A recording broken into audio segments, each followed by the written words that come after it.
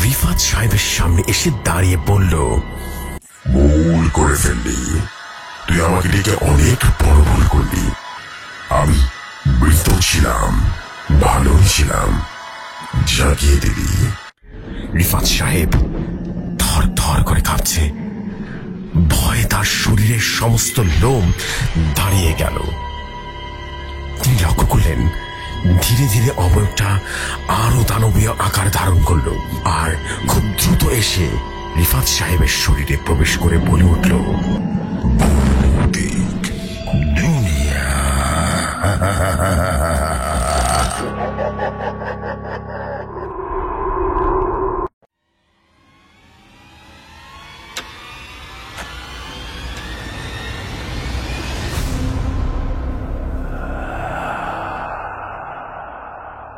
আসসালামু আলাইকুম। আশা করছি আপনারা সকলেই ভীষণ রকম ভালো আছেন, সুস্থ আছেন। অ্যান্ড রাইট নাও শুনছেন ভৌতিক দুনিয়ার সাথে আছে আমি জেফরি খান, এবং আজকে কিন্তু আবারও থার্সডে স্পেশাল এপিসোড নিয়ে হাজির হয়ে গেলাম, এবং আই বিলিভ যে আজকের এপিসোড আপনাদের কাছে অসম্ভব রকম ভালো লাগবে। এর প্রধান কারণ একটাই, সেটা হচ্ছে আজকে আপনাদের সবার খুব পছন্দের একটা subject, black magic. Exactly black ম্যাজিকের একটা রহস্যময় ঘটনা আজ প্রচার করতে চলেছি, এবং পুরো এপিসোড জুড়েই কিন্তু আজকে একটা স্টোরি শুনবেন, তার নাম হচ্ছে রমেশ তান্ত্রিকের কালো জাদু। বিশেষ করে যখন এই গল্পটা আমি পড়ছিলাম তখন আমার কাছে মনে হচ্ছিল, মাই গড, ছোট্ট একটা উপহাস, ছোট একটা অপমান একটা মানুষকে কোথায় নিয়ে যেতে পারে। সত্যি এক জলজন্ত উদাহরণ হচ্ছে এই ঘটনাটি। অ্যান্ড আই বিলিভ শুধু আমার কাছে নয়, আপনাদের সবার কাছে ঘটনাটি অনেক বেশি ভয়ঙ্কর লাগবে এবং অনেক ভালো লাগবে। সো আমি এতটুকু বলবো যে আপনারা সবাই কানে হেডফোন লাগিয়ে উপভোগ করুন আজকের স্টোরি, এবং পুরো একটা স্টোরি একটা এপিসোডে চলবে। বেশ লম্বা স্টোরি, 52 মিনিটের একটা বিশাল বড় স্টোরি। তাই সবাই আর দেরি না করে শুরু করে দিন আজকের ঘটনা। আশা করছি আজকের ঘটনা মনোমুগ্ধকর এক পরিবেশে তৈরি করবে। আমরা দেরি করবো না, ঘটনায় চলে যাব।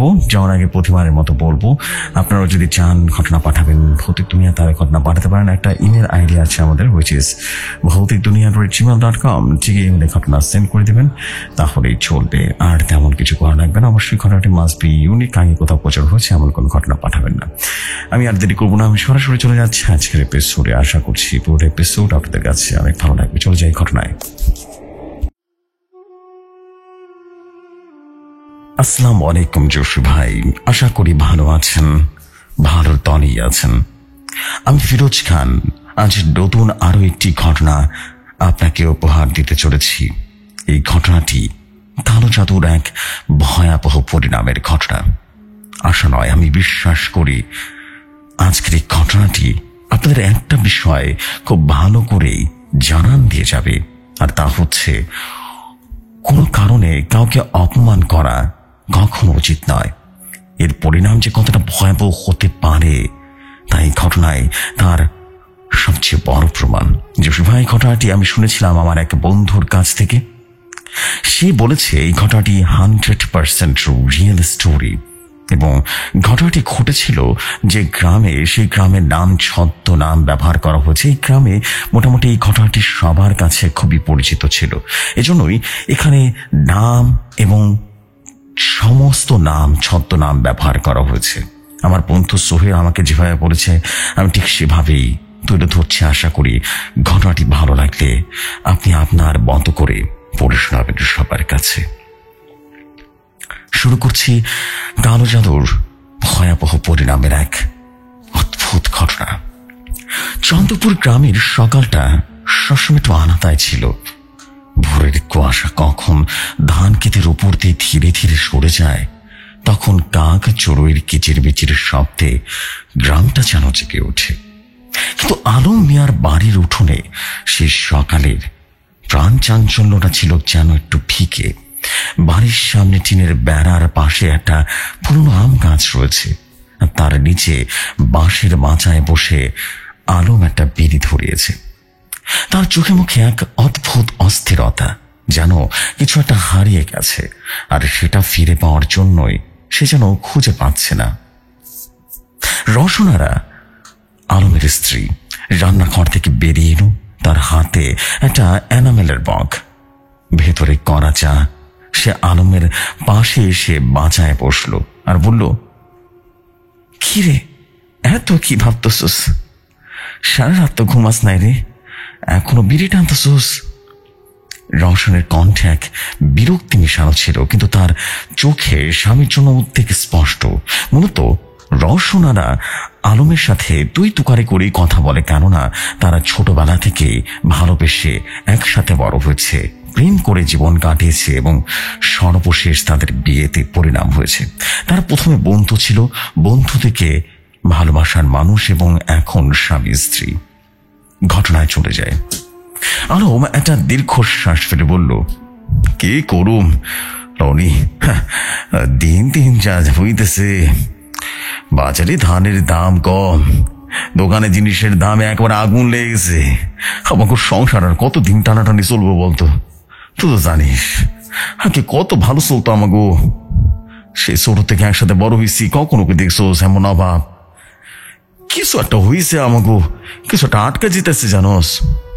রওশনার আর চায়ের মগটা বাড়ি থেকে রীতিমতো একটু হাসলো। আটকে গেছে? না না, তুই নিজে আটকাইছস। সে কবিরাজ মোল্লা, তারপর বুড়ো ফকির, কত টাকা গেল, কি লাভ হইল? সব সুদা ভান করে, ভণ্ড সবগুলো। এসব কবিরাজ তান্ত্রিকের কথার কান দিস না রে, কান দিস না। আমি তো বলি বাজারে ছোট্ট একটা দোকান দে, আমি সেনার কাজ করি, তুই দোকান চালা, এইভাবে না হয় সংসার চলবো, সমস্যা কোথায়? আরো বাধা নাড়লো, বলল, তুই বুঝিস না রনি, আমি তো শুধু আমাকে ভালোর জন্যই চাই। তুই কি মনে করিস আমার এসব কবিরাজের কাছে যাইতে অনেক ভালো লাগে? কিন্তু যদি কেউ সত্যিটা করতে পারে, সত্যি যদি কিছু করতে পারে, যদি আমাকে ভাগ্য খুলে যায়, বলা তো যাওয়া যায় না, তাই না? রওশনারা ততক্ষণে উঠে দাঁড়িয়েছে, তার চোখে মুখে এক বিরক্তি স্পষ্ট। ভাগ্য খোলা আছে, এসব ভণ্ডের কথায় ভাগ্য খোলে না, শুধু টাকা খায়, আমাদের টাকা খাইছে এগুলা। আর তুই যদি এতই ভাবিস, তাহলে যা, আরেকজনের কাছে যা। আমি আর এসব নাটক দেখতে পারি না, দেখতে পারি না। আলম আরো কিছু বলতে গিয়েও যেন থেমে গেল। রওশনের কথা সে বুঝতে পারছে, তার স্ত্রী এই ব্যাপারে আর কোনো আলোচনাই করতে চায় না, কিন্তু তার মনের ভেতরে এক অদ্ভুত অস্থিরতা কাজ করছে। সে জানে তাদের সংসারে কিছু একটা ভুল হচ্ছে। আগে তাদের দিনকাল ভালো ছিল, আলমের ধানের ব্যবসাও ভালো চলতো, বাজারে তার নাম ছিল, কিন্তু গত 2 বছর ধরে ধীরে ধীরে সবকিছুই যেন পিছলে যাচ্ছে। ধানের ফলন কম, বাজারে দাম নেই, এমনকি তার স্বাস্থ্য আর আগের মতো নেই। রাতে ঘুমের মধ্যেই অদ্ভুত সব স্বপ্ন দেখে, কখনো কখনো মনে হয় কেউ যেন তাকে দেখছে, দূর থেকে দেখছে। দিন কয়েক পরে আলমের এক বন্ধু মজিদ মিয়া তার সঙ্গে দেখা করতে এলো। মজিদ বাজারে মুদির দোকান করে, তার সাথে আলমের বেশ ভালো একটা ভাব রয়েছে। দুজনেই বাড়ির উঠোনে বসে গল্প করছে। মজিদ বলল, আলম ভাই, তুমি তো দেখি দিন দিন শুকায় যেতেছো, কি হয়েছে? সংসারে কোনো সমস্যা হয়েছে নাকি? আলম একটা দীর্ঘশ্বাস ফেলে বলল, কি আর করবো মজিদ, সব কিছু যেন আটকে গেছে। আগে তুই দেখেছিস আমার ধানের ব্যবসা কেমন চলতো, এখন আর কিছুই ঠিক নাই রে, কিচ্ছু ঠিক নাই। শোনো, খুব চিন্তায় পড়ে গেছে। আমি কয়েকদিন কবিরাজের কাছে গেছিলাম, কোনো লাভ হয়নি, উল্টা আরো খারাপ হয়ে গেছে। সব ভণ্ড কবিরাজ। মজিদ একটু ভেবে বলল, তা তুমি কি রোজ রামের স্থান থেকে কথা শুনছো? সে নাকি ডাকিনি বিদ্যায় সিদ্ধি লাভ পাইছে, বুঝতে পারছো? আমার এক ফুপা গেছিল তার কাছে, বলে তার কাজে নাকি সত্যি ফল পাওয়া যায়, তবে লোকে বলে সেটা অদ্ভুত টাইপের, মানুষের সঙ্গে বেশি একটা কথা বলে না। আলমের চোখে একটা আলো জ্বলে উঠল। রমেশ তান্ত্রিক? আর কোথায় থাকে সে? মজিদ বলল, গ্রামের শেষ মাথায় পুরনো কালী মন্দিরটা আছে না, মন্দিরের পাশে একটা ভাঙা বাড়িতে থাকে। তবে সাবধান আলম ভাই, লোকে বলে তার কাছে গেলে নাই কেউ বেশ ভয়ঙ্কর জিনিসপত্র দেখে, তার কাছে নাকি অনেক ভয়ঙ্কর জিনিস আছে, সবাই সামলাতে পারে না। আলম মনে মনে ঠিক করে ফেললো সে রমেশ তান্ত্রিকের কাছে যাবে, কিন্তু সমস্যাটা হচ্ছে রওশনারা। সে এসব কবিরাজ তান্ত্রিকের নাম শুনলেই ভয়ঙ্কর রকম খেপে যায়। তাকে বোঝানো সহজ হবে না। সন্ধ্যায় আলম রওশনের সঙ্গে কথা তুলল। রওশন, আমি একজনের কথা শুনলাম, রমেশ তান্ত্রিক। মজিদ বলছিল সে নাকি বা কিসের ডাকিনী বিদ্যায় সিদ্ধি লাভ পাইছে, বুঝতে পারছো? একবার কি বলো, তার কাছে যাবো নাকি? কি বলো, একটা যাই দেখি না কি হয়। রওশনারা তখন রান্নাঘরে ভাত নাড়ছিল। আলমের কথা শুনে তার হাতটা থেমে গেল। সে রাগী চোখে তাকিয়ে বলল, আবার তুই কি পাগল হয়ে গেছিস নাকি? এইসব বাজে লোকজনের কাছে তুই কিসের জন্য যেতে চাস তো বলতো? শুধু শুধু টাকা নষ্ট। আমি যাবো না। তুই যাইতে চাস, 1000, আমি যাবো না। আলম অনেকটা বোঝালো আর বলল, রওশন, এইবারই শেষবার। যদি এবার কিছু না হয় আমি আর কখনো এসবের ধারে কাছে যাবো না, বিশ্বাস কর। তুই আমার সাথে চল রে ভাই, একবার চল। রওশন অনেকক্ষণ চুপ করে থেকে শেষে বলল, ঠিক আছে যাবো, কিন্তু যদি এটাও ভণ্ড হয় না তাহলে তুই আর কখনো আমারে এইসব কথা বলবি না। আর আমি ভণ্ড যদি আমার মনে হয় না তাহলে কিন্তু খবর আছে। পরের দিন সকালে আলম আর রওশনারা রমেশ তান্ত্রিকের বাড়ির উদ্দেশ্যে রওনা দিল। পথে রওশন একবার মুখ খুলল না। তার মুখে একটা অস্বস্তি, যেন সে জোর করে এই কাজ করছে। পুরনো কালী মন্দিরের পাশে পৌঁছে তারা দেখল একটা জরাজীর্ণ বাড়ি। বাড়ির সামনে একটা কালো কুকুর শুয়ে আছে। তার চোখ দুটো অদ্ভুত ভাবে তাদের দিকে তাকিয়ে আছে। বাড়ির দরজায় কোনো পর্দা নেই, শুধু একটা ভাঙা কাঠের ফ্রেম। আলম ডাক দিল, রমেশ দাস, কেউ আছেন নাকি? কিছুক্ষণ পর ভেতর থেকে একটা ভারী পায়ের শব্দ পাওয়া গেল। তারপর দরজার সামনে এলো একজন, রমেশ তান্ত্রিক। তার পরনে ছেঁড়া কালো ধুতি, গায়ে ময়লা কিঞ্চি, মাথার চুল উস্কো খুস্কো, চোখ দুটো ডোবা। তার শরীর থেকে একটা তীব্র বিশ্রী গন্ধ বের হচ্ছে, যেন পচা মাংস আর পোড়া কিসের যেন একটা মিশ্রণ। রওশনারা মুখ ঝাঁকিয়ে পিছে চলে গেল। তার মুখে বমি ভাব চলে আসলো। রমেশ তান্ত্রিক কৌটু গলায় বলল, কে যাও? আলম একটু ইতস্তত করে বলল, আগে আপনার কাজে এসেছি, আমাকে একটা সমস্যা আছে। মজিদ মিয়া আপনার কথা বলছিল আর কি। রমেশ তান্ত্রিক তাদের দিকে তাকিয়ে তার চোখটা একটু অদ্ভুত দীপ্তি যেন বলে উঠল। সে বলল, ভেতরে বয়। আলম আর রওশনারা ভিতরে চলে গেল। বাড়ির ভিতরটা আরো বেশি ভয়ঙ্কর ছিল। মেঝেতে ময়লা, দেওয়ালের কালো দাগ, এক কোণে একটা ছোট্ট বেদি আছে, তার উপরে কিসের যেন একটা মূর্তি। পাশে কিছুটা শুকনো ফুল, পোড়া ধূপের গন্ধ। বেদির পাশে মাটির মটকা আর তার মুখে লাল কাপড়। রমেশ তান্ত্রিক একটা ভাঙা কাঠের চৌকিতে বসে বলে উঠল, কি সমস্যা বলো? আলম গলা খাকারি দিয়ে বলল, আগে আমাকে সংসারের সমস্যা। আগে আমাদের ব্যবসা ভালো যেত, ধানের ব্যবসা খুব ভালো ছিল, কিন্তু এখন তো দিন ক্ষমা যায় আয়, তার সংসার চলে না। আমরা চাই আমাদের আগের দিন ফিরা যাক। রমেশ তান্ত্রিক চুপ করে থাকলো। তার চোখ দুটো শুরু হয়ে গেল। সে বলল, তোমার নাম কি আর তোমার বাবার নাম? আলম বলল, আমার নাম আলম মিয়া, বাবার নাম আব্দুল হক, আর আমার স্ত্রী রওশনারা, তার বাবার নাম জমির উদ্দিন। রমেশ তান্ত্রিক মাথা নাড়ল, তারপর বলল, ওর কাছে কোনো ব্যবহৃত জিনিস আছে তোমাদের? কাপড়, চুল বা এসব কোনো কিছু? আলম একটু অবাক হয়ে বলল, জিনিস কেন লাগবো? রমেশ তান্ত্রিক কঠিন গলায় বলল, কাজের জন্য লাগে। কাজটা তো তোমাদেরই করতে হবে, তাই না? তোমাদের জিনিসপত্র ছাড়া আমি কার জিনিসপত্র দিয়ে করবো বলো তো? রওশনারা তখনও চুপ। তার মুখে একটা অস্বস্তি। আলম পকেট থেকে একটা পুরনো রুমাল বের করলো আর রওশনারার শাড়ির আঁচল থেকে ছেঁড়া কোনো রীতিমতো কেটে দিল। রমেশ সেগুলো বেদির কাছে রাখলো। তারপর সে একটা মাটির হাঁড়িতে পানি ঢাললো। পানিটা ফোটাতে শুরু করলো। হাড়ির পাশে কিছু তাবিজ, কিছু অদ্ভুত দেখতে পাথর। সে কিছু মন্ত্র পড়তে শুরু করলো। তার গলার স্বর প্রায় অমানসিক। রওশনারা আর থাকতে পারল না। সে আলমের কানে ফিসফিস করে বলল, এই লোকটা পাগল, চলো এখান থেকে, আমার একদম ভালো লাগতেছে না, ভণ্ড এটা। আলম তাকে থামিয়ে দিয়ে বলল, থামো তো, দেখি না কি হয়। রমেশ তান্ত্রিক হঠাৎ থেমে সে বলল, তোমার এদিকে আসো, বসো। তারা সামনে এগিয়ে আসলো এবং বসলো। বলল, তোমরা পানিতে কিছু দেখছো? আলম হাড়ির দিকে তাকালো। পানি ফুটছে, বুদ বুদ করে রীতিমত ধোঁয়া উঠছে, কিন্তু কিছুই দেখা যাচ্ছে না। সে বলল, না, কিছুই তো দেখতেছি না। রমেশ তান্ত্রিক রওশনারার দিকে তাকালো, বলল, তুমি কিছু দেখতেছ?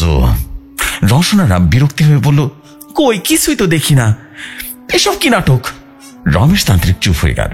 সে আবারও মন্ত্র পড়তে শুরু করলো। ঘন্টা খানেক, 2 ঘন্টা, 3 ঘন্টা পেরিয়ে গেল, পানিতে কিছুই দেখা যায় না। রওশনারা ধৈর্য শেষ হয়ে গেল। সে উঠে দাঁড়ালো আর বলল, এসব কি হচ্ছে? 3 ঘন্টা বসে আছে, কিছুই তো হলো না। তুমি আরেকটা, কি বলবো তোমাকে, কণ্ঠ। রওশনার গলায় রীতিমতো রাগ উঠে গেল। রমেশ তান্ত্রিক শান্ত গলায় বলল, ধৈর্য ধরো, এইসব কাজে সময় লাগে, বুঝতে পেরেছ? তুলো রাশির লোক ছাড়া এ পানি পড়া কেউ দেখতে পারে না। আর তোমাদের উপরে জিনের আঁচড় আছে, যেটা আমি বুঝতে পারছি। এটা এফরিদ জিন কেউ চালানো করেছে। তোমাদের তাবিজ দিয়ে তোমাদের আয় বন্ধ করে দিয়েছে, বুঝতে পেরেছো? জিন দ্বারা বন্ধ করে দিয়েছে। তোমাদের বাসায় কোনো না কোনো জায়গায় তাবিজ আছে, কিন্তু সেটা তুলো রাশির মানুষ ছাড়া দেখা যাবে না, বুঝতে পেরেছ? রওশনারা হাসলো, কিন্তু তার হাসিতে তাচ্ছিল্য ছিল। সে বলল, জিন, এফরিদ জিন, তুমি আর কি কি বলবে বলো তো? এইসব বলে শুধু টাকা খাও, তাই না? আমি আর এখানে থাকবো না। রমেশ তান্ত্রিক বলল, আমার আরো সময় লাগবে। আগামী শনিবার এসো, কেমন? আমি একজনকে নিয়ে আসবো, তুলো রাশির একজনকে সাথে করে নিয়ে আসবো। আলম আর রওশনারা উঠে দাঁড়ালো। রওশনারা তার তখন রীতিমতো রাগে ফুটছে। সে সোজা রমেশের দিকে তাকিয়ে বলল, তুমি একটা ভণ্ড, সবাই একই কথা বলে, কাজের কাজ কিছু হয় না, শুধু টাকা খাওয়ার ধান্দা। এসব ভণ্ডামি ছেড়ে ভালো কিছু করো। তোমার এই বেশি গন্ধ, উফ, বমি উঠে আসে আমার। রমেশ তান্ত্রিক রীতিমতো হতভম্ব হয়ে গেল। তার চোখে এক মুহূর্তের জন্য ভয় ফুটে উঠল, তারপর সেটা রাগে পরিণত হলো। রওশনারা থামল না। সে বলেই চলল, এসব নাটক করে কি লাভ? ডাকিনি বিদ্যা, তুমি একটা পাগল, বুঝতে পেরেছো? পাগল, আর কিচ্ছু না। এই বলে সে কিছু টাকা মুখের উপরে ছুঁড়ে মারল সেই তান্ত্রিকে, এবং যাওয়ার সময় সে রাগে মাটিতে থুতু ফেলল। তারপর আলমের হাত ধরে বেরিয়ে এলো। আলম যেন হত চকিয়ে গেল তার ব্যবহারে। রমেশ তান্ত্রিকের দিকে তাকিয়ে ক্ষমা চাইল। রমেশ তান্ত্রিক চুপ, তার চোখে একটা অন্ধকার। সে ধীরে ধীরে বলল, তুমি বুঝছো, এত বড় অপমানের ফল কতটা ভয়ঙ্কর হয় তুমি বুঝবে, বুঝবে, বুঝবে রওশনারা। সে কণ্ঠটা রওশনারা পর্যন্ত পৌঁছেছিল কিনা কেউ জানে না, কিন্তু সে বেশ গর্জন করে বলেছিল। আলম আর রওশনারা বাড়ি ফিরে এলো। রওশনারার এখন আরো বেশি রাগে ফুটছে। সে বলল, দেখলি, আমি বলেছিলাম না, এসব লোক শুধু নাটক করে, শুধু শুধু টাকা নষ্ট করলি। ভালো লাগছে না এবার? আমার কথা তো বিশ্বাস করি না, আর তুই এসবের পিছনে না টাকা নষ্ট করিস তুই শুধু শুধু। আলম রীতিমতো চুপ হয়ে গেল। তার মনে একটা অস্বস্তি। রমেশ তান্ত্রিকের চোখে দৃষ্টি, তার গলার স্বর, কিছু একটা ভুল হয়েছে, কিন্তু সে কিছুই বলল না। সেদিন রাতে রমেশ তান্ত্রিকের বাড়িতে কেউ ছিল না। বাড়ির ভেতরে অন্ধকার ছিল, শুধু বেদির সামনে একটা মোমবাতি জ্বলছে। রমেশ মাটিতে বসে আছে, তার হাতে আলম আর রওশনার দেশের রুমাল আর শার্টের টুকরো আছে। তার চোখ রীতিমতো জল করছে। সে ধীরে ধীরে মন্ত্র পড়তে শুরু করল। তার গলা গম্ভীর, খুবই অদ্ভুত, গম্ভীর হয়ে আছে। বাড়ির ভেতর থেকে অদ্ভুত এক শীতলতা এলো। মোমবাতির আলো কাঁপতে শুরু করলো। রমেশ তান্ত্রিকের মুখে এক অদ্ভুত হাসি। সে জানে যা শুরু হতে যাচ্ছে তা থামানো কারো পক্ষেই সম্ভব নয়। আলম মিয়ার বাড়িতে সেদিন খুব একটা বেশি নিস্তব্ধতা ছিল। রান্নাঘরের মাটির উনুনে আগুন নিভে গেছে, আর রওশনারা বিছানায় শুয়ে অস্থিরভাবে এপাশ ওপাশ করছে। তার মনটা কেমন যেন ভারী হয়ে গেছে, যেন কিছু একটা তার বুকের উপরে চেপে বসেছে। রমেশ তান্ত্রিকের বাড়ি থেকে ফিরে আসার 2 দিন কেটে গেছে। রওশনারা এখনো রেগে আছে। সে বারবার আলমকে বলেছে, তোর জন্য আমার ওই পাগলের বাড়িতে যেতে হয়েছে। কি বিশ্রী গন্ধ, ওর চেহারা দেখলে আমার গা কিটকিট করতেছিল। তো এখনো নাকে লাগে সেই গন্ধটা। আলম চুপচাপ শুনল, কিছুই বলল না। তার মনের ভেতরে একটা অস্বস্তি কাজ করছে, যেন রওশনের অপমানের পর রমেশ তান্ত্রিকের চোখের দৃষ্টি তার পিছু ছাড়ছে না। সে রাতে ঘুমের মধ্যে একটা অদ্ভুত স্বপ্ন দেখেছিল। একটা কালো ছায়া যেন কেউ তার বিছানার পাশে দাঁড়িয়ে তাকে দেখছে। সকালে ঘুম ভাঙার পর সে রওশনারাকে কিছুই বলেনি, কিন্তু তার বুকটা ফ্যাকাশে হয়ে গিয়েছিল। রওশনারা সেদিন সকালে উঠে রান্নাঘরে চলে গেল। হঠাৎ তার মাথাটা ঝিমঝিম করে উঠল। সে চুলার পাশে ধাপ করে বসে পড়ল। এইটা কি হলো? সে নিজেকে প্রশ্ন করলো। একটু পরে মাথাটা ঝিমঝিম করা কমে গেল, কিন্তু তার শরীরে একটা অদ্ভুত দুর্বলতা ছিল। সে ভাবলো হয়তোবা কাল রাতে ঠিকঠাক মতো ঘুম হয়নি।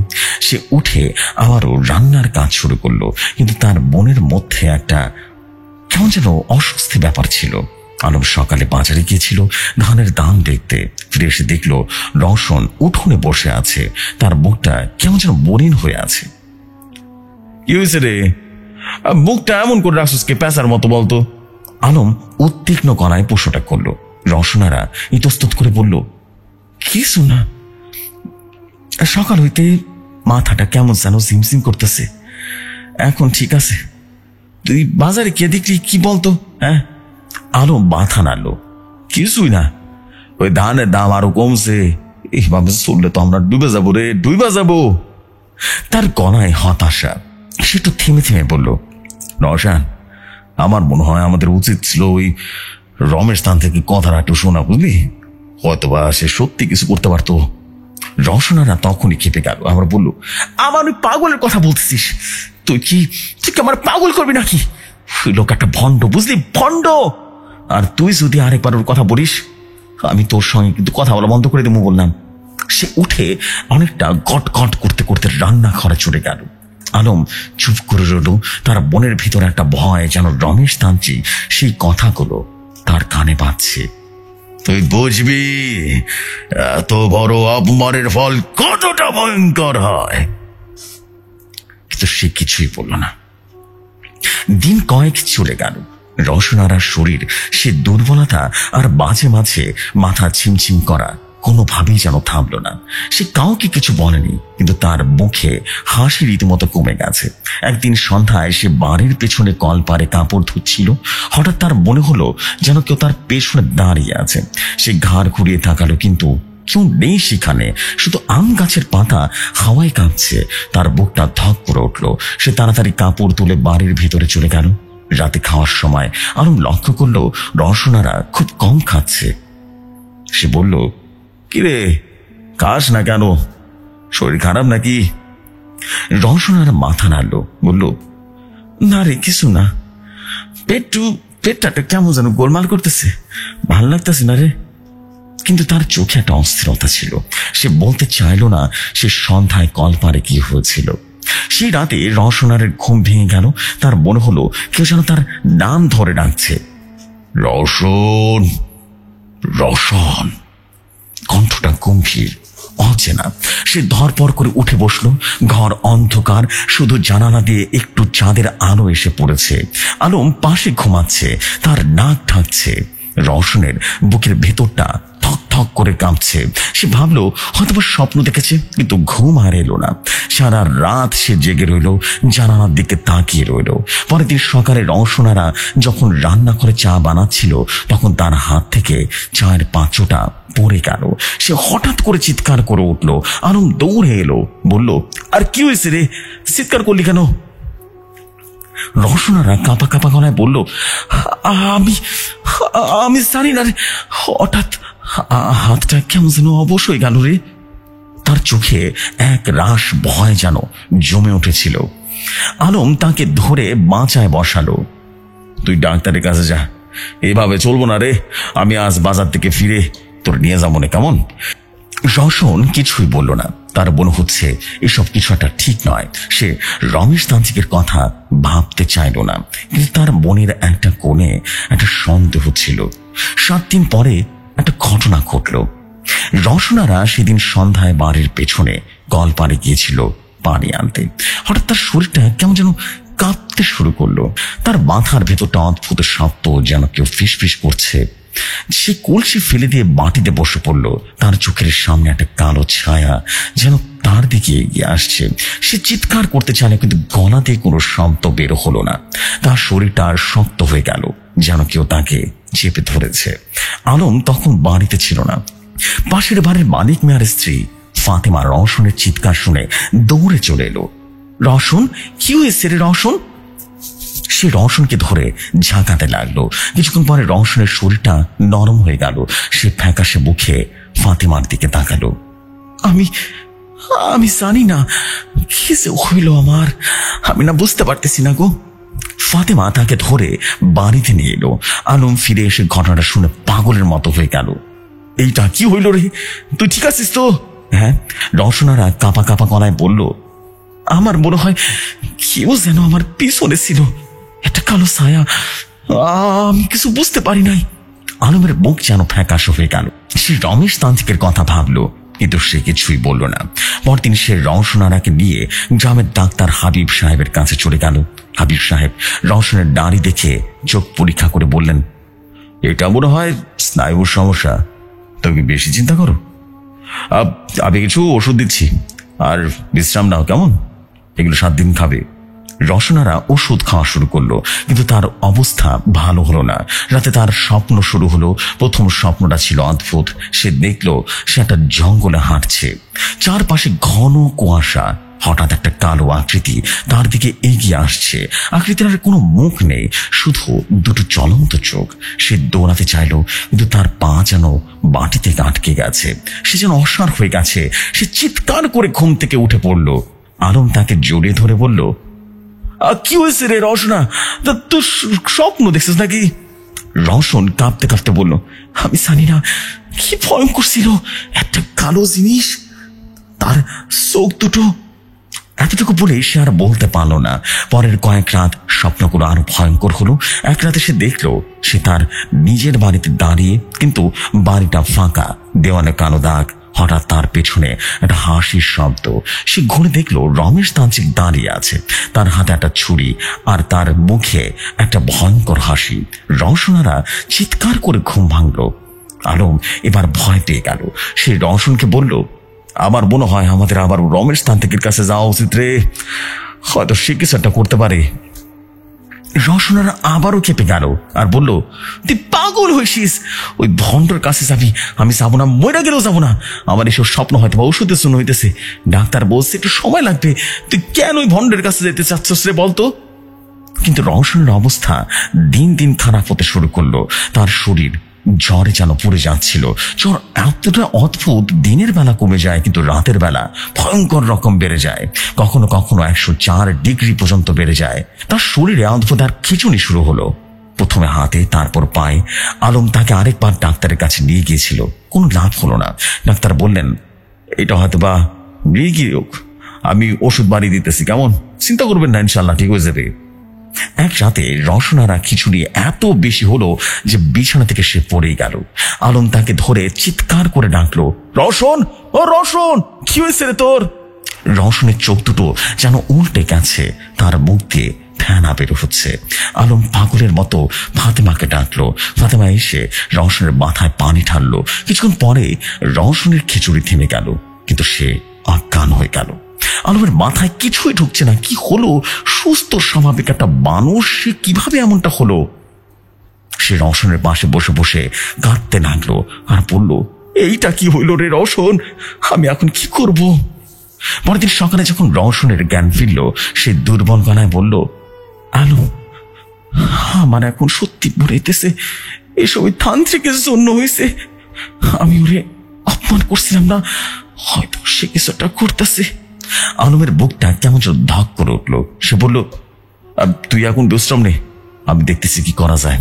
সেদিন বিকেলে আলম রমেশ তান্ত্রিকের বাড়িতে চলে গেল, কিন্তু বাড়িটা ফাঁকা ছিল, দরজা তালা দেয়া, জানালা খোলা। পাশের বাড়ির এক বুড়ো বলল, রমেশ দাস, সে তো কয়েকদিন আগে কথা চলে গেছে, কেউ জানে না কোথায় গেছে।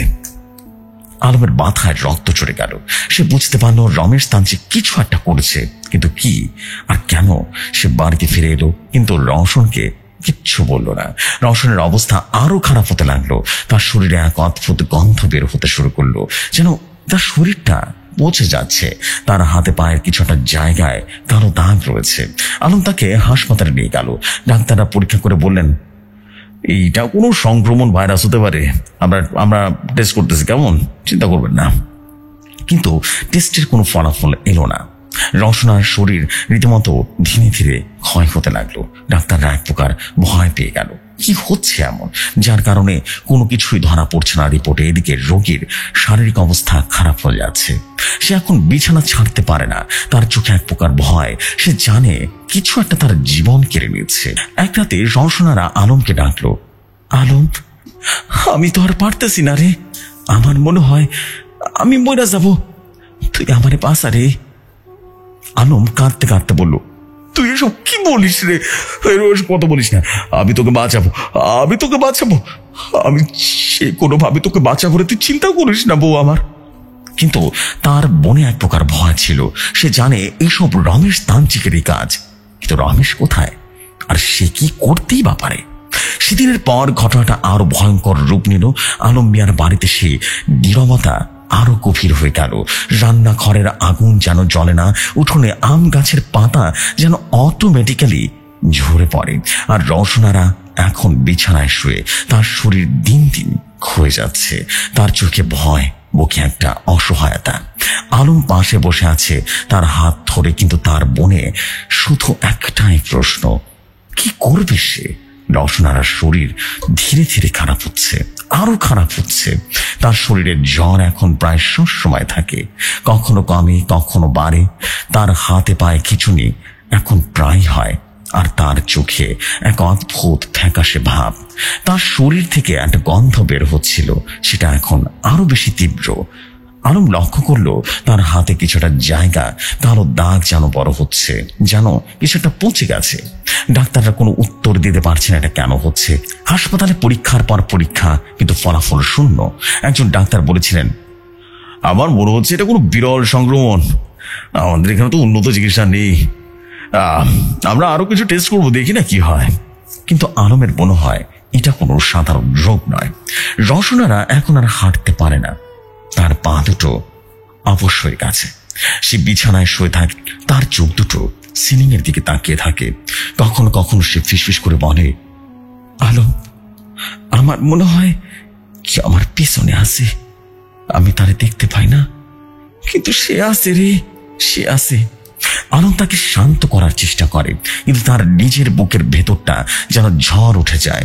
একদিন সকালে ফাতেমা পাশের বাড়ির মালিক মিয়ার স্ত্রী এলো রওশনারাকে দেখতে। সে রওশনের বিছানার পাশে বসলো আর বলল, রওশন, তুই এমন কেন হয়ে গেছিস? তুই তাকে কত হাসতিস, গল্প করতিস, এখন তোর মুখে হাসি নাই কেন রে? রওশনারা দুর্বল গলায় বলল, ফাতেমা, আমি জানি না কি হয়েছে, আমার শরীর যেন আমার নিজের আর নাই রে। আমি রাতে স্বপ্ন দেখি, ভয়ঙ্কর সব স্বপ্ন, কালো কালো ছায়া, চোখ দুটো জলজল করে, আমি আর পারি না রে। ফাতেমা একটু ভয় পেয়ে চুপ করে ফেললো আর বলল, তোরা কি কারোর সাথে ঝগড়া করছিলি? কেউ কি তোদের কিছু করছে রে? আমার মনে হয় এইটা কোনো সাধারণ রোগ নয়, তুই একটা ভালো কবিরাজের কাছে যা। রওশনারা মাথা নাড়ল, আমি আর কবিরাজের কাছে যাব না, সবাই ভণ্ড, সবাই টাকা নেয়, কাম করে না। তার গলায় যেন একটা দ্বিধা ছিল। সে রমেশ তান্ত্রিকের কথা ভাবছে, তার অপমানের কথা, তার চোখের দৃষ্টি। সে আলমকে বলেনি, কিন্তু তার মনে হয় এসব তার জন্যই একমাত্র দায়ী। আলম সেদিন বিকেলে বাজারে গিয়েছিল, ফিরে এসে দেখলো রওশন বিছানায় শুয়ে কাঁপছে, তার বুক দিয়ে ফেনা বের হচ্ছে, চোখ দুটো রীতিমতো উল্টে গেছে। আলম চিৎকার করে ফাতেমাকে ডাকলো। ফাতেমা এসে পানি ঢাললো, কিন্তু এবার খিচুড়ি থামলো না। আলম তাড়াতাড়ি রওশনারাকে কোলে তুলে নিয়ে গ্রামের ক্লিনিকে চলে গেল। ক্লিনিকের ডাক্তার হাবিব সাহেব রওশনারাকে দেখলেন আর বললেন, বুঝতে পারছি না এটা কি হচ্ছে, দাগগুলো বা কেন হচ্ছে আমি তো বুঝতে পারছি না। তুমি একটা কাজ করো, শহরে চলে যাও, শহরের চিকিৎসা হবে, এখানে আমরা কিছু করতে পারবো না। এতদিন তো দেখলাম কখনো মনে হচ্ছে ভাইরাস, কখনো মনে হচ্ছে স্নায়ুজনিত রোগ, আসলে কোনোটাই তো টেস্টে ধরা পড়ছে না। আর আমাদের এখানে প্রযুক্তিও তো খুব একটা ভালো না, জানোই তো। তুমি শহরে যাও, সেটাই ভালো হবে, কেমন? আলম রওশনারাকে শহরে না গেলেও জেলা হাসপাতালে নিয়ে গেল। সেখানে ডাক্তাররা রওশনারাকে কালো দাগ দেখে অবাক হলো। তার বায়োপসি করলো, কিন্তু ফলাফল কিছুই না। একজন ডাক্তার বললেন, এটা হতে বা অন্য কোনো কিছু হতে পারে, আমরাও বুঝতে পারছি না এখনো, ওষুধ দিচ্ছি। তার শরীরটা তো খুবই দুর্বল। রওশনারা হাসপাতালে 3 দিন ছিল, শরীরের কোনোই উন্নতি হলো না, বরং তার বাক শক্তি এবার কমে গেল। সে এখন কথা বলতে গিয়ে কেমন যেন অদ্ভুত করে শব্দ করে, যেন কেউ তার গলাটা চেপে ধরেছে। আলম তার পাশে বসে কাঁদে। রওশন, তুই আমার সাইডে যাস না রে, আমি কি করবো তোরে সারা বলতো। রওশনার দুর্বল হাতে আলমের হাতটা ধরল, তার চোখে অশ্রু। সে ফিসফিস করে বলল, আলম, আমার মনে হয় ঘটনাটা আর স্বাভাবিক নাই, আমি মনে হয় মরে আসা মরে। আলমের মাথায় রীতিমতো রক্ত চড়ে গেল। সে বুঝতে পারছে সবকিছুর পেছনে রমেশ তান্ত্রিক আছে, কিন্তু কি আর কিভাবে? সে রমেশ তান্ত্রিকের বাড়িতে আবারও গেল, কিন্তু বাড়িটা ফাঁকা ছিল। পাশের বাড়ির বুড়ো লোক বলল, রমেশ দাস কোথায় যায় না যায় কেউ তো জানে না, 2 দিন আগে আসছিল, আবার চলে গেছে, জানি না কোথায় গেছে। আলম আবারও বাড়িতে ফিরে এলো। তার বনে একটা অন্ধকার ছিল।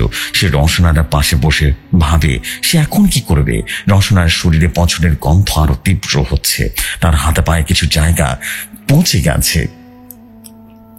আলম তাকে দেখে আর কাঁদতে পারে না, তার চোখ যেন শুকিয়ে গেছে। এক রাতে রওশনারা চিৎকার করে উঠল, আলম, আলম আমার ধরছে, ও আমার খাই নিতেছে, ও আমার খাই নিতেছে। আলম দৌড়ে এলো। রওশনার চোখ রীতিমতো ভয় বড় বড় হয়ে গেছে। সে বিছানায় কাঁপছে, তার হাত দিয়ে একটা ঠেলে দেওয়ার মতো চেষ্টা করছে। কি রওশন, কি হয়েছে? আলম চিৎকার করলো। রওশন কাঁপা কাঁপা গলায় বলল, হয়েছে হয়েছে, কালো ছায়াটা আমারে খায় নিতেছে রে, আমারে খায় নিতেছে, আমি শ্বাস নিতে পারতেছি না রে। তার গলা দিয়ে রীতিমতো শব্দ বের হচ্ছিল না, বারবার ইশারা করে দেখিয়ে দিচ্ছিল দেয়ালের দিকে, এবং বারবার যখন আলম তাকাচ্ছিল লক্ষ্য করলো সেখানে কোনো ছায়া নেই, কিচ্ছু নেই, কিন্তু দেয়ালের দিকে বারবার ইশারা করে দেখাচ্ছিল কিছু একটা আছে সেখানে।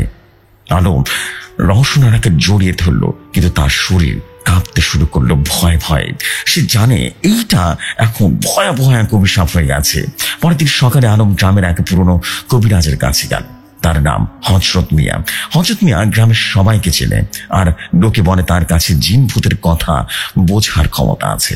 আলম তাকে সমস্ত ঘটনা খুলে পড়ল, রওশনার অপমানের কথা, আর তারপর থেকে রওশনের এত ভয়াবহ পরিস্থিতি। হযরত মিয়া সবকিছু শুনে বললেন, আলম, তুমি যে লোকের কাছে গিয়েছিলে সে কোনো সাধারণ তান্ত্রিক নয়। রমেশ দাসের নাম আমিও শুনেছি। সে ভয়ঙ্কর ডাকিনী বিদ্যায় সিদ্ধি পেয়েছে, এটা কিন্তু সত্য। প্রচন্ড শক্তিশালী একজন তান্ত্রিক, কিন্তু তার মন কিন্তু ভয়ঙ্কর কালো। সে যদি কাউকে ভালো করতে চায় তবে তাকে অনেক ভালো করতে পারে, কিন্তু কারো যদি ক্ষতি করতে চায় তাকে শেষ করে দিতে পারে। খুব বেশি শক্তিশালী একজন তান্ত্রিক সে। আর সে যদি তোমাদের উপরে কিছু করে থাকে তাহলে বুঝবে সেটা খুব ভয়ঙ্কর ভাবে কিছু করেছে। আলম কাঁপা কাঁপা গলায় বললেন, তাহলে এখন কি করব হুজুর? আমার স্ত্রী তো মরে যেতেছে, আমি তাকে কি বাঁচাতে পারবো না? আমি তাকে বাঁচাইতে চাই। ও স্যার, আমার আর কেউ নাই। হযরত মিয়া বললেন, তুমি রমেশ দাসকে খুঁজে বের করো, তার কাছে গিয়ে ক্ষমা চাও। সে যদি অভিশাপ তুলে নেয় তাহলে হয়তো রওশন বাঁচতে পারে, কিন্তু সময় খুব কম। আরো বাড়িতে ফিরে এলো। রওশনারা এখন আর কথাই বলতে পারে না, তার শরীর অর্ধেক প্যারালাইজড হয়ে গেছে। তার মুখ দিয়ে শুধু অস্পষ্ট শব্দ বের হয়। আলম তার পাশে বসে কাঁদে, রওশন, আমি তোরে সারা বাঁচতে পারবো না রে, তুই আমার সারা যাস না রে। কিন্তু তার মনে একটা ভয় ছিল, রমেশ তান্ত্রিক কোথায়, আর সে কি তাকে ক্ষমা করবে? আলম জানে সময় ফুরিয়ে যাচ্ছে। রওশনের শরীর পচন এখন আরো বেড়ে গেছে। তার হাতের কিছু জায়গার রক্ত বের হচ্ছে, পুঁজ বের হচ্ছে, কখনো কখনো কেঁচো বের হচ্ছে, যেন মাংস খেয়ে ফেলছে। আলম আর সহ্য করতে পারল না। সে রমেশ তান্ত্রিকের বাড়িতে আবারও চলে গেল, কিন্তু বাড়িটা এখনো ফাঁকা। এক রাতে রওশন রীতিমতো হঠাৎ করে চিৎকার করে উঠল, আলম সেইখানে আছে, আমার নিতেছে রে, নিয়ে যেতেছে। আলম দৌড়ে এলো। রওশনের চোখ দুটো রীতিমতো বড় বড়। সে এবার জানালার দিকে তাকিয়ে আছে এবং জানালার দিকে তাকিয়ে বারবার ইশারা করছে, কিন্তু আলম জানালায় কাউকে দেখতে পেল না। কিন্তু রওশন কাঁপতে কাঁপতে বলল, ওই যে ওইখান থেকে দেখতেছস না, ওই যে কালো ছায়াটা, ওই যে লাল লাল চোখ, ওই যে লাল লাল চোখ আমারে খায় ফেলতেছে, চোখ দুটো আমি নিতে পারতেছি না, আমি নিতে পারতেছি না। এই বলে চিৎকার দিল। আলম আবারও তাকে জড়িয়ে ধরল আর বলল, রওশন তুই ভয় পাস না, আমি আসি তো, আমি আসি, তুই তুই ভয় পাস না রে, তুই ভয় পাস না, আমি দেখতেছি কি করা যায়। কিন্তু তার নিজের গলা কাঁপছে। সে জানে এটা সাধারণ কিছু নয়। রমেশ তান্ত্রিকের অভিশাপ তার স্ত্রীর জীবন কেড়ে নিচ্ছে। আলম মিয়ার বাড়িটা এখন কবরের মতো নিস্তব্ধ হয়ে গেছে। উঠানে ঝরা পাতার শব্দ, রান্নাঘরে ঠান্ডা উনুন, আর রওশনার ঘর থেকে ভেসে আসে তীব্র পচা গন্ধ। একটা সুস্থ স্বাভাবিক মানুষ মাত্র 2-1 মাসের মধ্যে বিছানায় শুয়ে পড়ল। তার শরীরে অর্ধেকটা পচে গেল, হাত পা প্যারালাইজড হয়ে গেল, চোখ দুটো রীতিমতো গভীরে ঢুকে গেল। এটা কিভাবে সম্ভব? কোনোভাবে যেন আলম মিয়া মেলাতে পারছে না। তার মুখ দিয়ে কোনো কথা বের হয় না, এমনকি সে এখনো শুনতেও পায় না। আলম তার পাশে বসে আছে। তার চোখ দুটো রীতিমতো শুকিয়ে গেছে, মুখে একটা অসহায়তা যেন ফুটে উঠেছে। সে জানে তার স্ত্রীকে বাঁচানোর সময় ফুরিয়ে যাচ্ছে। রওশনের শরীর কালো দাগ এখনো পুরো বাহু আর পা জুড়ে জড়িয়ে গেছে। তার ত্বকের কিছু জায়গা থেকে রক্ত আর পুঁজ বের হচ্ছে, যেন কিছু তার ভেতরে রীতিমতো তাকে খেয়ে ফেলছে। হাসপাতালের ডাক্তাররা হাল ছেড়ে দিয়েছেন। তারা বলেছেন এটা আমাদের বোধগম্য নয়, আমরা যতদূর পারি ব্যথা কমানোর চেষ্টা করি, কিন্তু আল্লাহ জানে এই কি রোগ বাঁধিয়েছে যার রোগের কোনো চিকিৎসা নেই। এমনকি তারাও কোনো এক ভালো কবিরাজের সমানাপন্ন হতে পড়েছেন। আলম জানে এই রোগ সারবার নয়, কেননা কালো জাদু বা মরণবান কোনোদিন সেরে ওঠে না। একদিন সকালে ফাতেমা এলো রওশনাকে দেখতে। সে ঘরে ঢুকে মুখে আঁচল চাপা দিল। গন্ধটা এত তীব্র যে তার বমি পাচ্ছে। সে রওশনাকে বিছানার পাশে দাঁড়িয়ে ফিসফিস করে বলল, রওশন তুই এখনো লড়তেছিস, তুই কত শক্ত রে মা।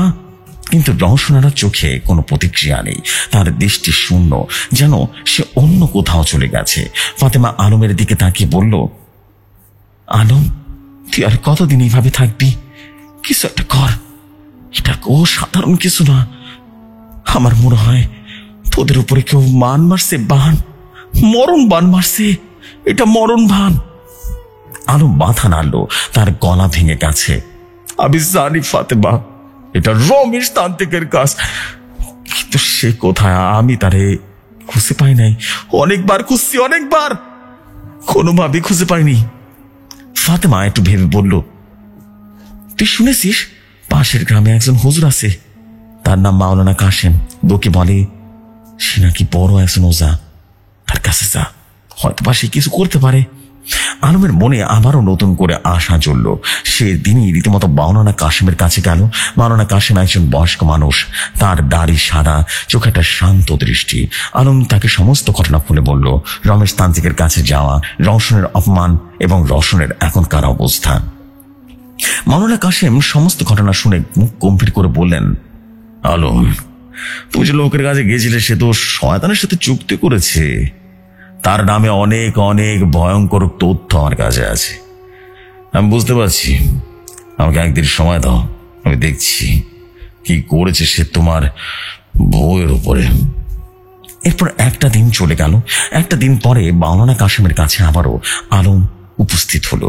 তখন মাওলানা কাশেম তাকে বলল, শোনো আলম, তোমার বউয়ের উপরে কালো জাদু করা হয়েছে, আর এটা যেমন তেমন কালো জাদু নয়, এটা মরণবান, এটা মরণবান। আর যে মরণবান বা যে জিনের মাধ্যমে মরণবানটা মেরেছে সে জিনের নাম মারিদ জিন। এটা খুব ভয়ঙ্কর এক জিন। তোমার স্ত্রীর শরীরে যা হচ্ছে না সেটা মারিদের কাজ, এটা মারিদের কাজ, বুঝতে পেরেছ? আমার ধারণা তোমার বউ আর বেশি দিন নাই, আলম কাঁপা কাঁপা গলায় বলল, তাহলে আমি কি করব হুজুর? আমার স্ত্রী তো মরে যেতেছে, আমি কি তারে বাঁচাইতে পারবো না আর? মাওলানা কাশেম বললেন, এই অভিশাপ ভাঙা খুব কঠিন। রমেশ দাস যদি নিজে না আসে তাহলে এটা ভাঙা যাবে না। আর আমার ধারণা মারিদ তোমার স্ত্রীকে 90% খেয়ে ফেলেছে ভিতর থেকে। তুমি এখন একটা কাজ করো, যেভাবে পারো, যেখান থেকে পারো রমেশকে খুঁজে বের করো। আমি জানি তুমি 2 বার রমেশের কাছে গিয়েছো, আবারও যাও। আর আমি তোমার স্ত্রীর জন্য কিছু তাবিজ দেব। এটা তোমার স্ত্রীর শরীর হালকা করতে পারে, ব্যথা কমাতে পারে, কিন্তু বাঁচা মরার মালিক তো আর আমি না, আল্লাহর কাছে। তাই আমি বাঁচাতে পারবো না, কিন্তু তার ব্যথার উপশম করতে পারবো। না, এই তাবিজটা নাও। আলম তাবিজটা নিয়ে বাড়ি ফিরল। সে রওশনের গলায় তাবিজটা পরিয়ে দিল, কিন্তু রওশনের অবস্থা আরো খারাপ হয়ে গেল। তার শরীর এখন পচন এতটাই বেশি হয়ে গেছে যে তার হাতে কিছুটা জায়গা থেকে হাড় দেখা যাচ্ছে। আলম তাকে দেখে আর সহ্য করতে পারল না। সে রাতে রওশনের পাশে বসে কাঁদছিল আর বলছিল, রওশন, আমি তোরে বাঁচাইতে পারলাম না রে, আমি ব্যর্থ হয়ে গেছি রে, আমি ব্যর্থ জামাই। তুই আমার জীবনের বেস্ট ফ্রেন্ড আসলি রে, তোরে বাঁচাইতে পারলাম না। তুই আমারে ক্ষমা করে দিস রে, তুই আমারে ক্ষমা করে দিস।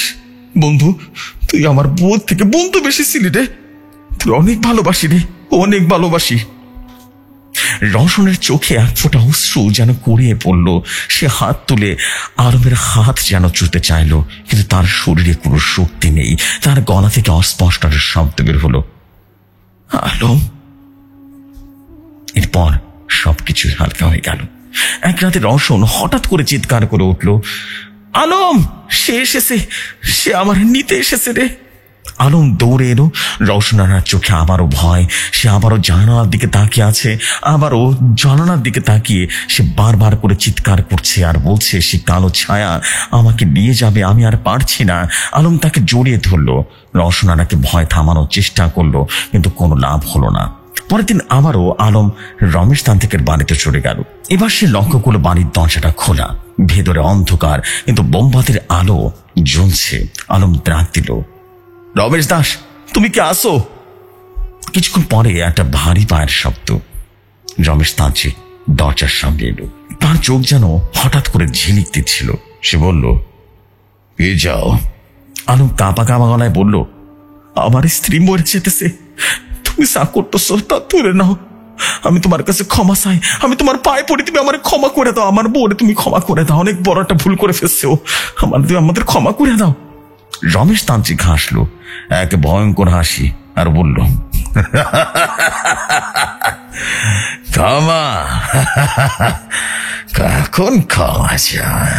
তোমার স্ত্রী আমাকে অপমান করেছে, সে আমার ডাকিনী বিদ্যাকে তুচ্ছ করেছে, যার জন্য আমি আমার 60 বছর অতিবাহিত করেছি। আমার বয়স এখন 80 বছর। আমি আমার 80 বছরের মধ্যে 60 বছর অতিক্রম করেছি ডাকিনীর জন্য। তাকে অপমান করেছে, এখন সে তার বল ভোগ করছে। আলম হাঁটু গেড়ে বসে পড়লো। তারা পায়ে পড়ে বলল, আমি তোমার পায়ে পড়ি, তাকে বাঁচাও, আমি যে কোনো মূল্য দিব, যে কোনো মূল্য দিব। রমেশ তান্ত্রিক এবার বিচলিত হয়ে গেল। সে চুপ করে থাকলো, তার চোখে একরাশ অন্ধকার। সে বলল, আলম, এ অভিশাপ আর ভাঙা যাবে না। মারিদি চিন্তার কাজের 90% করে ফেলছে, সে তাকে নিয়ে যাবে। তুমি কেন? আমি নিজেও কিছু করতে পারবো না। আমারে ক্ষমা করো, আমারে ক্ষমা করো, আমি কিছু করতে পারবো না। আলম চিৎকার করে উঠল আর বলল, তুমি এটা করতে পারো না, তুমি মানুষ না, তুমি শয়তান, তুমি শয়তান। রমেশ তান্ত্রিক আর কিছুই বলল না, বিচলিত হয়ে গেল। সে দরজাটা বন্ধ করে দিল। আলম বাড়ি দাঁড়িয়ে কাঁদতে লাগলো, আর তার মনে কোনো আশা নেই। বাড়ি ফিরে এলো আলম। রওশনের অবস্থা এখন শেষ পর্যায়ে। তার শরীরে অর্ধেক পচে গেছে, তার চোখ দুটো বন্ধ হয়ে গেছে, সে আর কথা বলতে পারে না। আলম তার পাশে বসে কাঁদছে, অঝোর ধারায় কাঁদছে। রওশন, রওশন, আমি তোরে বাঁচাতে পারলাম না রে, আমারে ক্ষমা করে দিস রে, ক্ষমা করে দিস তুই। আমি ব্যর্থ হয়ে গেলাম রে, কোনো লাভ হয়নি রে। আমি গেছিলাম আমি আমি অনেক করে ক্ষমা চাইছি রমেশ তান্ত্রিকের কাছে। রমেশ তান্ত্রিক বইলা দিছে তোর বাঁচাতে পারবে না। সে বাঁচাতে গেলে সে নিজেই মারা যাবে, কারণ মারিদ জিন নাকি তার কাজ শেষ করে ফেলছে রে। আমার তুই ক্ষমা করে দিস রে, তুই ক্ষমা করে দিস। এরপর কটা দিন পরে 4 মাস উত্তীর্ণ হলে রওশনের ব্রেন স্ট্রোক হলো। আলম তাকে জেলা হাসপাতালে নিয়ে গেল। ডাক্তার তাকে আইসিইউতে রাখলো। 7 দিন পরে ডাক্তার বললেন, আমরা আর কিছু করতে পারছি না, আর বিনা পয়সায় চিকিৎসা চালানো সম্ভব না। তার শরীর কাজ করছে না, তার ব্রেন কাজ করছে না। আলম রওশনের পাশে বসে তার হাত ধরল। রওশনের শ্বাস ধীরে ধীরে নেমে গেল। ডাক্তাররা ক্লিনিক্যাল ডেথ ঘোষণা করলেন এবং তাকে ডেথ সার্টিফিকেট ধরিয়ে দেওয়া হলো। আলম চিৎকার করে কাঁদতে লাগলো, রওশন, তুই আমার ছেড়ে চলে গেলি রে। আমি এখন খিদিয়া থাকবো। রওশনের মৃত্যুর পর রওশনের লাশ রীতিমতো গোসলখানায় গোসল করানো হলো। তার লাশ যারা গোসল করাচ্ছিল তারাও রীতিমতো ভয় পেয়ে গেছিল। রওশনারা এত বিভৎস অবস্থা দেখে, তার শরীর পচে গলে গিয়েছিল, তার হাড্ডি রীতিমতো বেরিয়ে গিয়েছিল, এমনকি তার মাংস এক দলাও নাকি ছিল না তার শরীরে। সুস্থ স্বাভাবিক মানুষ কিভাবে কালো জাদুর মতো এত ভয়ঙ্কর অপরাধে মারা যায়? এরপর তাকে জানাজা দিয়ে কবরস্থ করা হলো। কবরস্থ করার পর প্রতি শুক্রবার রওশনারা কবরে যায়। আলম সে কবরের পাশে বসে কথা বলে। সে বলে, রওশন, আমি তোরে বাঁচাইতে পারিনি বউ, তুই আমার ক্ষমা করে দিস। আমি জানি এটা আমারই দোষ। আমি ওই বন্ডর কাছে তোরে নিয়ে গেছিলাম রে। তুই আমারে ক্ষমা করে দিস রে। আর কোনোদিন এমন ভুল করতাম না। গ্রামের লোক বলে রমেশ তান্ত্রিক এখন আর চন্দ্রপুরে নেই। কেউ বলে সে অন্য গ্রামে চলে গিয়েছে। কেউ বলে সে শয়তানের সাথে চুক্তি করে নিজে ধ্বংস করে ফেলেছে। কিন্তু আলম জানে রমেশ তান্ত্রিক যা করেছে তার ফল সে চিরকাল বয়ে বেড়াবে। প্রতি রাতে আলম স্বপ্ন দেখে। সে দেখে রওশনারা তার সামনে দাঁড়িয়ে আছে। সেই পুরনো স্মৃতিগুলো যেন বারবার হাত চেপে ফেরাচ্ছে। প্রতি রাতে আলম স্বপ্ন দেখে। সে স্বপ্নে দেখে রওশনারা তার সামনে দাঁড়িয়ে আছে, মুখে এক ফালি হাসি নিয়ে দাঁড়িয়ে আছে, আর মাঝে মাঝে বলছে, আলম, কেমন আছিস রে তুই? আমি তো ভালো নাই রে, তোর সারা উপারে তো আমি ভালো নাই। তুই আমার কাছে আসবি? চলে আয়, আমার অনেক একা লাগে রে। এরপরে দৃশ্যটা পরিবর্তন হয়ে যায়। সে লক্ষ্য করে রওশনারার মুখ পচে গেছে, চোখ দুটো রীতিমতো শূন্য হয়ে গেছে। সে বলে, আলম, তুই আমারে বাঁচাইতে পারলি না রে। আলম, বাঁচাইতে পারলি না। এই বলে তার শরীর গলে গলে মাটিতে পড়ে যাচ্ছে। আলম এই স্বপ্নটা প্রতি রাতেই দেখে এবং আলম ঘুম থেকে উঠে চিৎকার করে কান্নাকাটি করে। সে জানে এই অভিশাপ তার জীবনেও থেকে যাবে। আলম এখন একদম একা, তার বাড়ি ফাঁকা, তার জীবনটা শূন্য। সে শুধু একটা কথাই ভাবে, কোনো তান্ত্রিককে অপমান করা উচিত নয়। তার ভেতরে কি আছে তা কেউ জানে না। যশু ভাই, এটাই ছিল আমার আজকের ঘটনা। আশা নয়, আমি বিশ্বাস করি এই ঘটনাটি আপনাদের সবাইকে মনের অন্তঃস্থল থেকে একটা ভাবনা জাগিয়ে দেবে। আর তা হচ্ছে, কোনো মানুষকে কখনো ছোট করা উচিত নয়। সে ছোট হোক, বড় হোক বা যত কিছু হোক না কেন, হতেই পারে তার ভিতরে এমন কিছু আছে যা কিনা অনেক বড় কিছু ঘটিয়ে দিতে পারে। তাই সবাইকে সম্মান করুন, সবাইকে ভালোবাসতে শিখুন। যে ভাই ঘটনাটি ভালো লাগবে পড়ে শোনাবেন।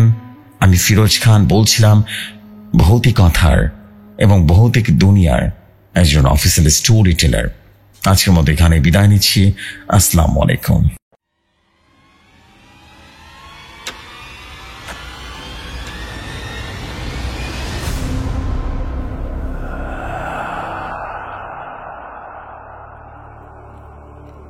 Oh my God. Oh my God. What a beautiful beautiful story man. আমি এক্সপ্রেস করতে পারতেছি না, আমার কান্না পেয়ে গেছে লাস্টের দিকে স্টোরিটা পড়ে। Oh my God, that is a creepy one. Wow, আমি যেন একবার হারাই গেছিলাম স্টোরির ভিতরে। সিরিয়াসলি ম্যান, ওয়াও, সত্যি কেমন যেন লাগছে আমার স্টিল স্টোরিটা পড়ে। সত্যি এটা আমি আসলে বিলিভ করি, আমি মন থেকে বিলিভ করি একটা জিনিস, কখনো কোনো মানুষকে অপমান করা উচিত নয়। কারণ কার ভিতরে কি আছে আমরা তো জানি না, তাই না? হু নোস যেটার ভেতরে কি আছে। সত্যি ঘটনাটা না একদম ভেতর থেকে একটা অন্যরকম একটা বাস্টিং পয়েন্ট তৈরি করলো। সত্যি ফিরোজ ভাই, আমি আপনাকে কি বলে ধন্যবাদ জানাবো, I don't have any idea, but সত্যি ভাই আপনি তো ভাই হিলাই দিচ্ছেন, যেটাকে বলে যে হিলা দেয়া, একেবারে ভাই পাগল বানাই ফেলেন আজকের স্টোরি দিয়ে। অসম্ভব রকম সুন্দর একটা ব্ল্যাক ম্যাজিকের স্টোরি ছিল ভাই, খুবই ক্রিপি এবং খুবই ইমোশনাল একটা স্টোরি। সত্যি thank you very much for your super beautiful story. And I believe শুধু আমার কাছে না, সবার কাছে স্টোরিটা অসম্ভব রকম ভালো লেগেছে। অ্যান্ড যদি সত্যি ভালো লেগে যায়, আমি বলবো যে আপনারা আপনাদের জায়গা থেকে সর্বোচ্চ চেষ্টা করবেন ঘটনাটাকে বেশি করে শেয়ার করতে। নিশ্চয়ই জানেন যে কালো জাদু আসলে কিন্তু অনেকের প্রাণ নেয়। নিশ্চয়ই রিসেন্টলি আপনারা অনেক নিউজও শুনবেন যে কালো জাদু কিন্তু একটা পুরো আমাদের বাংলাদেশের একটা মডেলের প্রাণ কেড়ে নিয়েছে। এটা কিন্তু হয়, বিশ্বাস করুন আমাদের খুব ক্লোজ পার্সনের সাথে এটা হয়েছে, অ্যান্ড এটা প্রুফও পাইছে সবাই। অ্যান্ড ইট ইজ এতটা রিয়েল একটা বিষয়, এটা নিয়ে ফান করার কিছু নেই, এটাকে কাল্পনিক ভাবার কিছু নেই, এই জিনিসটাকে কখনো মিথ্যে ভাবার কিছু নেই। সত্যি বললাম, এই ঘটনাটা 100% রিয়েল স্টোরি, কারণ বোঝাই যাচ্ছিল ঘটনার বিবরণ দেখে যে কতটা ভয়ঙ্কর ছিল এই ঘটনাটা, অসম্ভব রকম সুন্দর ছিল। আমি বলবো যে আপনারা সবাই কালো জাদু থেকে অবশ্যই বিরত থাকবে। আপনাদেরকে সবাইকে আমি একটু একটা কথা বলবো, সেটা হচ্ছে আপনারা তো অনেকেই বাসায় থাকেন বা যেভাবে থাকেন না কেন, আপনাদের মাঝে মাঝে বাসার আনাচে কানাচে বা ঘরের বিভিন্ন জায়গায় চেক করবেন, খাটের পিছনে, খাটের নিচে, হু নোজ যে কোথায় কি আছে। মাঝে মাঝে হয় না, 1 মাসে একবার আপনি বাসাটা একটু চেক করেন, একটু মাঝে মাঝে চেক করেন, হয়তো বা কোনো কিছু থাকতে পারে আপনি জানেন না, হতে পারে আপনার আপন মানুষই আপনার পিছিয়ে লেগে আছে, সেটাও আপনি জানেন না। সো আমি বলবো একটা কথা যে অবশ্যই একটু মাঝে মাঝে চেকিং দেওয়া উচিত এই বিষয়গুলোতে, তাহলে হয়তো বা অনেক ভালো কিছু হবে আপনাদের, বা আপনারা ধরতে পারবেন যে what is happening here. So this is the fact. Thank you very much আমার সাথে থাকার জন্য এতক্ষণ। আজকে আরেকটা স্টোরি ছিল, বাট আমি স্টোরিটা পড়বো না, বিকজ আজকে ভাবলাম যে একটা স্টোরি দিয়ে শেষ করি ইনশাল্লাহ।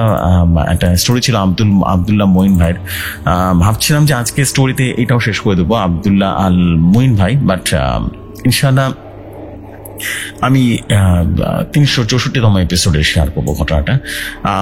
আব্দুল্লাহ আল মঈন ভাই, আপনি কষ্ট পেন না, আপনার স্টোরি ডেফিনেটলি 364তে শেয়ার হবে, 364তম এপিসোডে খুব ভালো মতোই শেয়ার হবে জিনিসটা। আশা করছি আপনার স্টোরি সবাই পছন্দ করবে। অ্যান্ড আমি যেটা বলবো সেটা হচ্ছে আপনি অবশ্যই আপনার পরবর্তী ঘটনাও কিন্তু দ্রুত পাঠিয়ে দিবেন। হ্যাঁ, থ্যাংক ইউ ভেরি মাচ। আমি এখন যেটা করবো, আর দেরি করবো না, আমি সরাসরি চলে যাচ্ছি এখনকার মতো। ইনশাল্লাহ যাওয়ার আগে প্রতিবারের মতো বলবো, আপনারাও যদি চান আপনারা ঘটনা পাঠাবেন অন ভৌতিক দুনিয়া, তাহলে ঘটনা পাঠাতে পারেন। ঘটনা পাঠানোর একটাই ওয়ে আছে, উইচ ইজ ইমেল আইডিটা হচ্ছে bhautikdunia@gmail.com, which is bhoutikdunia@gmail.com. This is it. আর তেমন কিছু বলার নেই। আজকের মতো চলে যাবো। আবার বলছি, কালো জাদু কখনো ভালো কিছু নিয়ে আসে না। কালো জাদু থেকে দূরে থাকবেন। কালো জাদুকে যতটা পারা যায় পেছন থেকে চিন্তা করবেন, বা যেটাকে বলে যে ডার্কেস্ট সাইড হিসেবেই চিন্তা করবেন, বিকজ কালো জাদুকে আপনার নিছক গল্প ভাবছেন না রে ভাই। কালো জাদু এতটাই ভয়ঙ্কর যে সেটা আসলে ভয়ঙ্করভাবেই কিন্তু প্রতিফলন ঘটে সব জায়গায়। থ্যাংক ইউ ভেরি মাচ আমাদেরকে এতক্ষণ শোনার জন্য। আজকের মতো বিদায় নিচ্ছি। আসসালামু আলাইকুম, শুভরাত্রি সবাইকে।